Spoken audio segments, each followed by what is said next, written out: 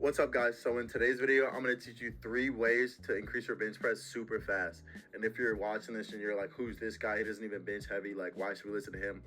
I've benched 405 multiple times. I've repped 315 for over 10 multiple times, and I'm all natural, right? And if you don't believe me, here's some video evidence. Watch these next 3 videos. Yeah, we got 405 on the bar. Moved it. Easy, right? Easy. Let's see it. Are we gonna move it again? Different gym. This is Larry Will's gym. Also Larry Will's gym in Claremont, California. So shout out to Larry Will's. Right? Easy, right? And then this is another gym, right? So we're hitting 405, 3 different gyms, no fake weights over here. Easy, right? We're moving weight. 220 pounds in all these videos. And yeah, I've also benched 315 for like 11, 12 reps. So I know how to bench press. Like, I know what I'm talking about. So stick around for the video if you want to find out 3 foolproof ways to increase your bench press, right? First way that you can increase your bench press is to, 1, master your technique, man. Like, just master the form. A lot of people think they have a good bench press form, and their form low-key sucks. Like, you don't have a good form, bro. You're lacking in the form, you're lacking in the technique, and that makes your strength lack. When your form is not perfect, when your form is not optimized, you're leaving gains on the table. Like, your setup is weak, right? And so by fixing your technique, you can instantly maybe add like 10 to 30 pounds to your bench press instantly. And this isn't like the first day you switch your form, you're just going to get stronger, but it's like the first day you switch your form, you get a feel for it. The next day, you get comfortable with it. I'm talking about the third time you come in, bro, you're going to be way stronger than you were before without even gaining weight or gaining muscle. Like, you just fixed your form, and now you're going to instantly, be able to bench more because you're positioned the right way. And so some key techniques, like how we can do this, like QQs, is, our grip. Like where are we setting up? It's all about the setup and how you get into the correct position. Like with my clients, I teach them this all the time, right? And so it's grip width. Like, most people want to have their index finger on this ring right here. This is like the ring where most lifters have their finger. Me personally, I like to have my ring finger or my pinky on there, sometimes my middle. But again, like, it's really up to you, but find that correct position for you, whether it's your index or your ring finger. For me personally, I like my ring finger, or I like this. So you got to figure out what works for you best. But again, you want to have your elbows at that 45-degree angle and making sure you're getting the correct grip width, to maximize your gain. The next thing is, make sure that you have that scapular retraction, and people get this wrong. People get the scapular retraction wrong, right? Because they think it's just pinching it in. But it's also pinching in and going down, right? It's pinching your shoulder blades together and going down. And I'm going to show you guys what I mean by this, right?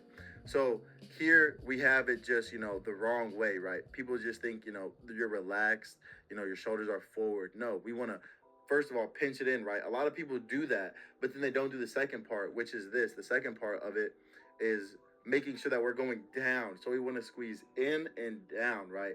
We want to lock it in and down, because if your shoulders are up, that's bad. We don't want to be here and then we're up, because that's bad, right? We want to squeeze your shoulders in and lock down. So that's how you want your back to be on the bench, right? To have that good form right there, right? This is another example of how it's supposed to look. You're squeezing your shoulder blades in and down. So that's a good setup. And then this, where you're just, you're not tucking your shoulder blades, you're not squeezing down, but just like regular or even up, which is terrible. That's a bad setup, and that's like, that's weak. That's why, you're not as strong as you want to be on the bench press, because you have a bad form, you have bad setup. The next technique we want to focus on to master our form is bar path. So many people think, you're just going to push it up, get it off your chest. Like, no. Yeah, you can do that, but you're not going to be maximizing your strength. You're not going to be as strong as you can, and you're not going to have the highest, heaviest bench press you can, right? So with our bar path, we want to master that as well.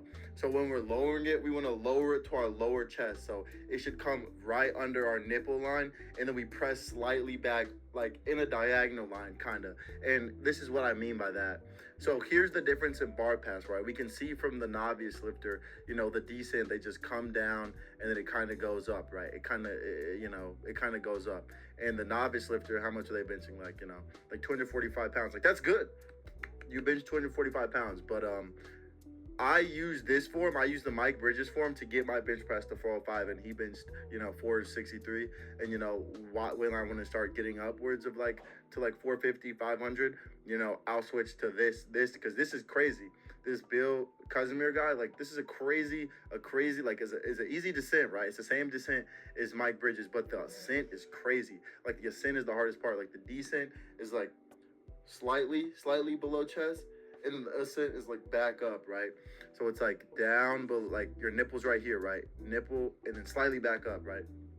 So this is the difference between bar paths. You can pause the video here and take a screenshot of this or really study this, but you really want to get your bar path down as well, right? Because that'll really help you out, with making sure you're pressing with maximum strength using your chest, not incorporating too many, of the other muscles that, might take away. Like it's good to use your other muscles, obviously use your triceps and your shoulders for the bench press, but you want your chest to be the main thing pushing. And so having the correct bar path will emphasize the correct muscle that's doing the actual movement, right?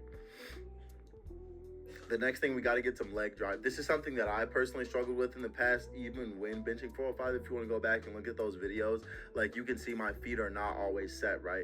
And so making sure that you're pushing your feet into the ground and setting your feet is going to be so crucial, right? And again, I've struggled with this, but I'm working on it. So I think, it's good to add it in here as something that I'm still working on, because maybe if I get like good leg drive, I'll be benching 500, in a couple months or next year, right? So these are like the 4 techniques that I think you should focus on when you're bench pressing. Your grip width, making sure you have the right grip width, scapular retraction, making sure you're pressing inwards and down to squeeze your shoulder blades together and down, right? The bar path, making sure that you're lowering it in the correct, like below into the lower chest, below your nipple, and then up, back up, and then leg drive, making sure your feet are set and locked in, right? The next thing that you can do to increase your bench press, that was the first. And the second thing that you can, increase your bench press fast is increasing your frequency, right? The more you practice, the better you get at something, right? If you ever wanted to get better at a sport or get better at a trade, get better at your job, the more you worked at it, if you're a sales guy, the more you did sales, the better you got at it, right? The more you did school, the better you got at it. The more you wrote those essays, the better you got at it, right? And so it's in like anything. The more you practice, you put into it, the better you're going to get at it, right? So, and it's like, again, if you only try to sell one person, like you're a sales guy, you only try to sell one person, you're probably not going to be good at selling, multiple people, right? So if you're only benching once per week, you're leaving gains on the table, right? You're leaving it on the table. So, I think the optimal range to bench, and it's also been proven by a lot of studies, is 2 to 3 times per week. And so when I'm saying, increase, your frequency, it's not like you're doing flat barbell bench press 3 times a week. Like, no, we want to have variations in it, right? We want to do variations. So say like on Monday you do flat barbell bench press, and then on Thursday or something you do incline barbell bench press, or you do incline something, and then like in the next slide I'll get into more ways to make variation in it. But when I'm saying that, we want to make sure there's something varied, right? We don't want to be doing the same exact thing, same exact reps, same exact weight, right? We want to switch something up so that our chest and our supporting muscles can get a different stimulus, so that it's helpful for it to build even more, right? All right, and so now we'll get into like a weekly example structure that you could try to follow or change up or implement into, your workouts. And so basically what we'll do here is day 1, we go heavy on bench, right? So you can get a flat bench press or, a flat dumbbell press, go heavy with it, do 3 to 5 reps, right? Day 2, what you want to do is volume, right? So now day 2, say day 1 was Monday, now day 2 is Wednesday or Thursday. Now we're going volume, right? So now instead of doing the flat bench press, now we're going to do the incline bench press or the incline dumbbells, and we're going to do 10 reps with that, right? So a good breakdown would be like day 1, Monday, you do 3 to 5 reps on flat bench press, 3 sets, 2 sets, 2, 3 sets, whatever you want to do. Day 2, 2, 3 sets, 6 to 10 reps, incline dumbbell press. Day 3, you add in another variation. So now we could do, a close grip bench press. We could do another type of incline. Like we could do, an incline chest press machine, or we can do a decline dumbbell, decline bench press, or we could do a pause bench press. We can go back to the flat bench press. We can do a pause, or we can do a close grip, which will focus on our triceps. You know what I'm saying? Just making sure that you're adding in the structure. Making sure you're not doing flat bench press Monday, flat bench press Wednesday, flat bench press Sunday, right? Making sure that you're adding in a bit of variation, either with the weights and the volumes and the type of grips you're having, the type of setups you're having, because it's optimal to change things up. Obviously you're not changing things up every single week, but you want to change things up in the week to week, right? You could run this 3 different days for like the next like 9 to 12 weeks, right? And you'd see a lot of gains, I think, because skill. Yeah, I mean, like because strength is a skill, right? The more you do something, the more you are frequent with it, that improves your neural efficiency, right? I studied neuroscience in college, and it's like when you do something more and more and more, you build those neural pathways, right? You build those neural tracks. Like if you only do something one time, imagine it. It's like a dirt road, right?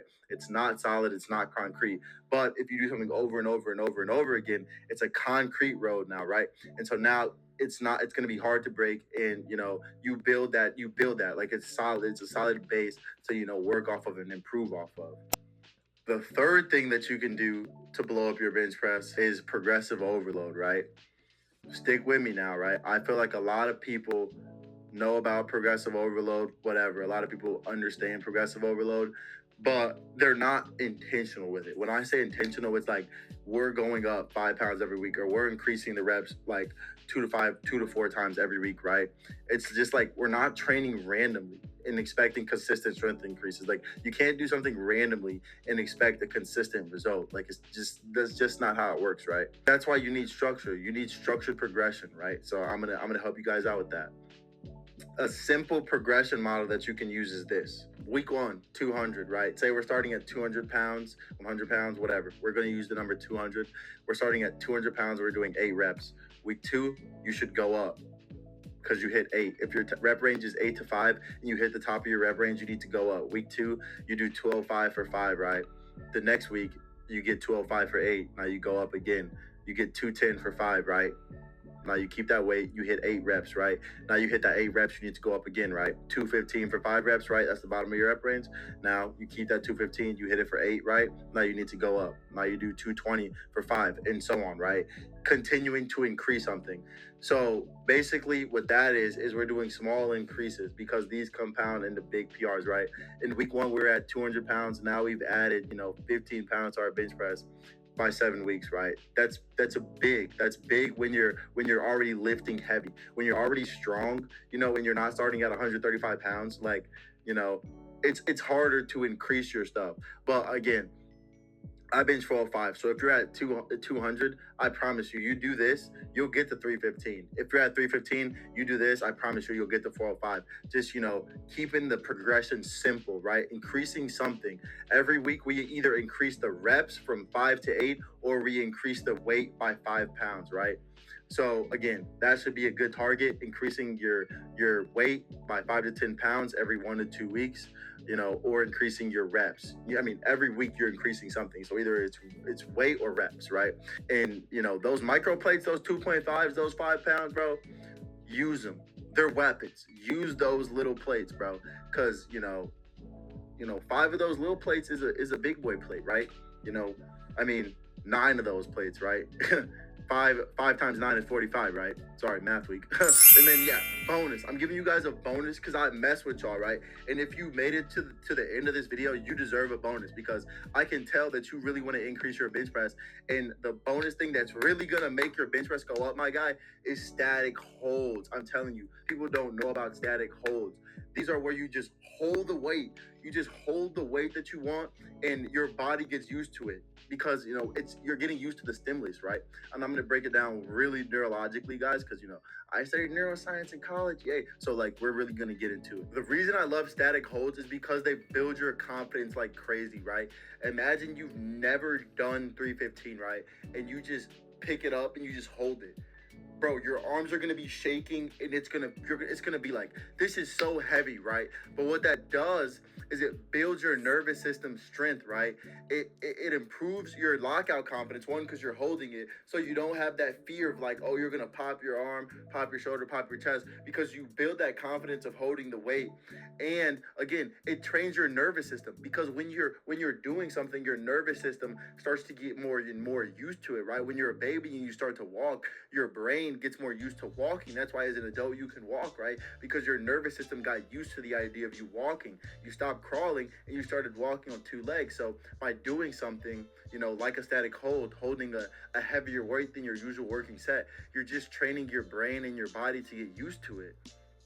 So then when you do it for real, it's like, oh, I've been here before. I know what's going on. It's not like you've never done 315, you've never done 405, and you put it on, and your body's like, oh, dang, this is crazy. I've never done this before. And so how should you program static holds? And my recommendation as a coach and as somebody who's used static holds, and again, bench 405 all naturally, right, is the way you should program it is you should do it after your work bench sets, right? So you do your 2, 3, maybe even 4, whatever you want to do, your bench sets, depending on your training and how you're doing stuff, you do 1 to 3 sets, right? 1 set minimum. I mean, sometimes 1 set is good, but maybe you might really just be feeling it. You might be like, bro, that was lit. I just held 405 for the first time ever and it's lit. Or I just held 315 for the first time ever and it was lit. You know what I'm saying? Or I just held 275 for the first time ever and it was lit. And so the weight you should hold should be about 100 to 105 pounds of your goal, right? You should hold it for 10 to 20 seconds. And I'm not, and listen, when I say this, I say it with not even a grain of salt, but it's like, dude, obviously if you want to bench 315 but your max is 225, don't go and hold 315, right? It should be in good jumps, right? If you're able to if your max is away, like if your max bench press is like 30 to 50 pounds away from the weight, hold the weight, right? When I was able to bench like 385, I was doing static holds with 425, right? Because my goal was to bench 405. So it's like I want to hold even heavier than 405. So when I pick up the 405, it feels light to me, right? Obviously that thing ain't light, but you know what I'm saying? It's a mental thing. It's like a neurological thing where when you train your body to do something, it's easy, right? When you train your body to wake up at 7 a.m., it's easy, right? When you train your body to brush your teeth every day, it's easy, right? Because you do it every day.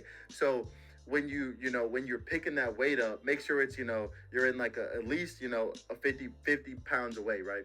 If you want to bench 275, make sure your 1 rep max is at least 225, right? If you want to bench 225, make sure your 1 rep max is at least 185, right? If you want to bench 405, make sure your 1 rep max is at least 365, right? And then that's when you can pick up that heavy weight that you want and just hold it. Just hold it, bro. Because this is the motion you start in with bench press, right? You start in this motion. So if you get confident with this, that's easy. Because again, the first thing we did was mastered your form. The first thing we did was perfected our technique, right? So now our technique is perfect and we feel comfortable holding it. It's gonna be easy, right? It's gonna be super easy. So yeah, the reason this works is because strength isn't just muscle. Again, it's neurological, dude. I'm gonna keep on bringing this up. Your brain controls your body, right? And so when you do static hold, you just reduce that fear that you have of the heavy weight, right? You reduce the fear, and it's like, I know I can do this. So when you get under the bar to hit that new PR, it's easy to do, my man, and it's really that simple. So those were the 4 things that you can do. It was 3 things, and I gave you guys a bonus, so it was 4. Those are the 4 things you can do to increase your bench press super fast. If you liked the video, I hope you liked the video. If you watched it all the way through, make sure to like, comment, share, and subscribe. By you guys, subscribing, sharing, or liking and commenting, it'll just let me know that I helped you guys out here, and it'll, help me make more helpful content. So please do that.